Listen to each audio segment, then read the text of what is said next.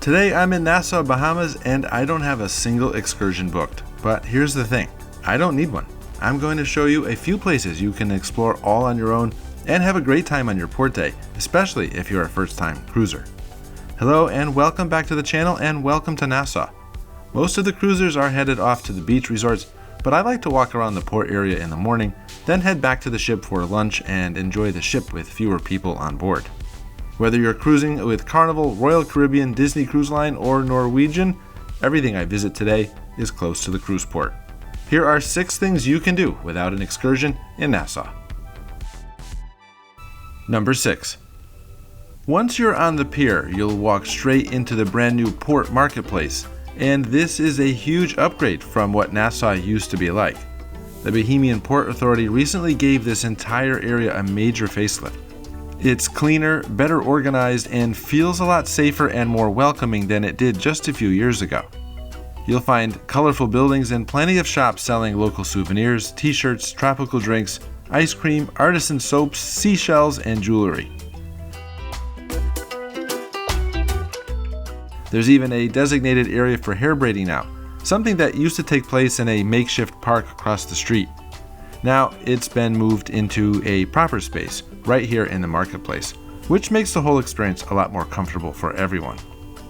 Braids start around $40. While my wife gets her hair braided, my son and I like to walk around and check out the different stalls. The Global Porter is one of my favorites. It's one of the larger shops in the port. It's like a department store with things you can wear, collectibles, and even things for your house. The port marketplace leads you to the straw market and taxi depot, so it's easy to find the straw market now. Number 5. And speaking of the straw market, now is a great time to walk across the street and check it out. So here you leave the actual port complex and you're officially in the city of Nassau. This indoor market is packed wall to wall with vendors selling things like hand-woven straw bags, hats, wood carvings, t-shirts, and souvenirs with your favorite island slogans. It's lively, it's crowded, and yes, it can feel a little overwhelming if you're not used to being in close quarters, but that's all part of the experience. Most of the items you see here are negotiable, so don't be afraid to politely haggle. Just keep in mind, many of the vendors are selling very similar merchandise, so take your time, compare prices, and if you're after something unique or handmade, be sure to ask who made it. The straw market isn't air conditioned, so if you're looking for that classic Bohemian market atmosphere, this is it. Straw work has been a part of island life here for centuries, but the actual straw market as we know it began in 1940, when the tourism industry started to grow and locals began selling their hand-woven crafts directly to visitors. This all started with a handful of women selling handmade goods under umbrellas. Today, it's a symbol of local entrepreneurship, especially for Bohemian women. You'll notice that the stalls in here are all women-owned, keeping the tradition alive even today. I don't like to spoil any nostalgia here, but the current building is actually relatively new, built after a devastating fire destroyed the original structure in 2001. And while you will find plenty of mass-produced souvenirs these days, there's still genuine handmade work here if you look for it, like intricately woven bags, dolls, and even name-customized items made right on the spot. It's well worth a walkthrough if you want to take home something with a story behind it. Once you've had your fill of browsing the straw market, it's an easy walk just a few blocks west along the waterfront to one of Nassau's newest attractions, the Margaritaville Beach Resort. But before we go there, we have one more stop to make. Number 4. On the way to Margaritaville, you'll pass the beautiful British Colonial Hotel. And even if you're not staying here, there's plenty you can check out, including the lobby and grounds. Let's head that way. If you're a hotel buff like I am, you'll love the details here. Elegant columns, polished marble floors, a painted ceiling above the check-in desk, and thoughtfully curated artwork throughout. The British Colonial Hotel was originally built in 1924 on the site of Old Fort Nassau, which dated back to the 1600s. The fort was demolished and the hotel was constructed as part of Nassau's growing appeal to international travelers. Over the decades, it hosted British royalty, world leaders, and Hollywood stars.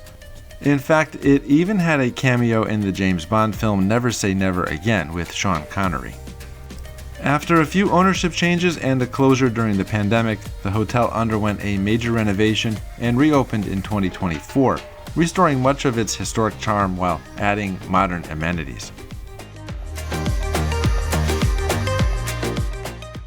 The British Colonial Hotel was considered Nassau's most luxurious hotel for many years. Now, while the hotel does technically have a beachfront, it's not exactly the postcard-perfect Bahamas setting. You'll basically be looking out over the harbor and the cruise ships.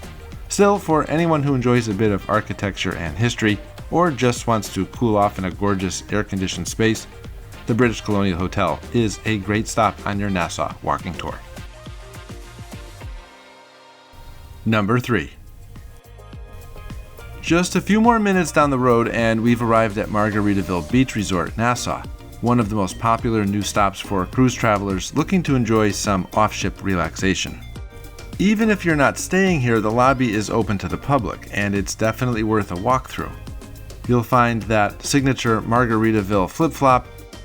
Each resort has one in a unique color. Ours in Orlando is ruby red. It's great for some photo ops while you're here.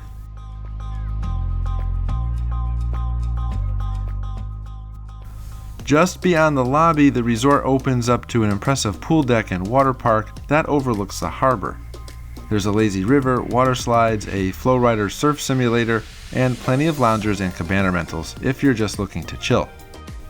Now here's the important part. You can't access the pool or water park unless you purchase a day pass, which is available directly through the resort or through some of the cruise lines. Prices vary, but it's generally one of the more expensive day pass options in Nassau, somewhere around $120 per person. Still, even without a pass, walking through Margaritaville is a great way to soak up some tropical energy, maybe grab a drink at the bar, or just enjoy exploring a nice hotel before heading back toward the ship. Number 2. On the way back, we'll stop at Bay Street to hit the shops.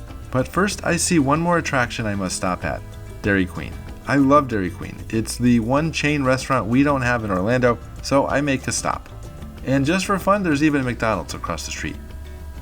I passed the Pirate Museum of Nassau. I've been here before and it's a great time. Lots of detailed exhibits inside, and it's especially fun for kids. It's just a block off Bay Street and it's one of Nassau's most unique attractions. It dives into the golden age of piracy, when Nassau was once a real pirate stronghold. If you think learning about some real pirates is pretty cool, hit that like button. As we make our way back toward the heart of town, we're walking along Bay Street, Nassau's main shopping corridor. And this is where you'll find the usual mix of jewelry stores, designer brands, and locally owned souvenir shops. If you're looking for Pandora charms, perfume, watches, or luxury sunglasses, you'll find them here, often at better prices than back home. Just be prepared, some shops can be a bit pushy, especially the larger jewelry retailers that cater heavily to cruise passengers. You'll also spot smaller independent shops selling t-shirts, sneakers, rum cakes, and handmade goods, though prices can vary. Even if you're not shopping, Bay Street is a great place for people watching and soaking in a bit of the local rhythm. It's one of the busiest streets in Nassau, and it connects many of the attractions we've been visiting today. Number 1.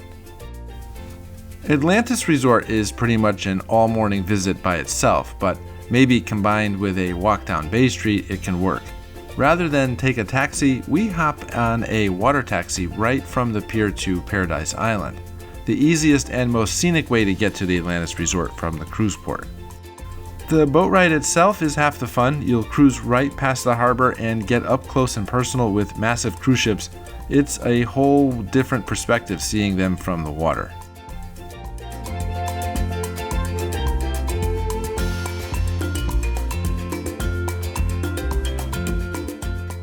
Once you arrive at Atlantis, there's a few things you can explore without a day pass.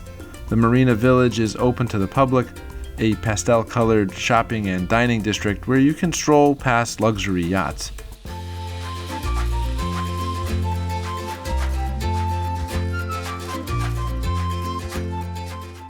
There's a Starbucks here with indoor and outdoor seating. Inside Atlantis, you'll enter through and browse high-end shops like Balenciaga, Rolex, and other designer names. The casino is open to the public, and you are free to play here. If you come on a Disney ship and miss having a casino, this is your chance to try your luck. Even if you're not into casino games, you can still walk through and enjoy the air conditioning and the sculptures. That said, the main parts of the resort, including the aquarium, water park, hotel lobby, and beach access, are all off limits unless you purchased a day pass or staying at the resort. A pass to the water park, beach, and pool will run about $250 per person. Still, it's a fun little adventure, and the whole experience, including the boat ride, makes it feel like you've gone much further from the port than you actually have. So there you have it, a few places to explore while walking around Nassau, all on foot or by water taxi, and no excursion needed. From local shopping to historic hotels, from resort walkthroughs to pirate history and yacht spotting, there's actually a lot you can see here on your own. If it's your first time in Nassau, here are a few quick tips. Wear sunscreen. The sun here is no joke any time of the year, including the winter, and you'll be walking a lot outdoors. Bring small bills with you. Cash is helpful at the straw market and for tipping, but most shops accept cards. US currency is fine. Don't be afraid to explore. Most of the popular spots are within easy walking distance, and the area around the port has become much cleaner, safer, and more tourist-friendly in recent years. And if you're up for it, take that water taxi to Atlantis. Even if you can't access the full resort, the views alone are worth the trip. It's a fun mini excursion that you can do. Thanks for coming along with me today, and if this helped you feel more confident about your visiting Nassau on your own, consider giving this video a like. And now, here comes another one of my videos that YouTube thinks you'll really enjoy.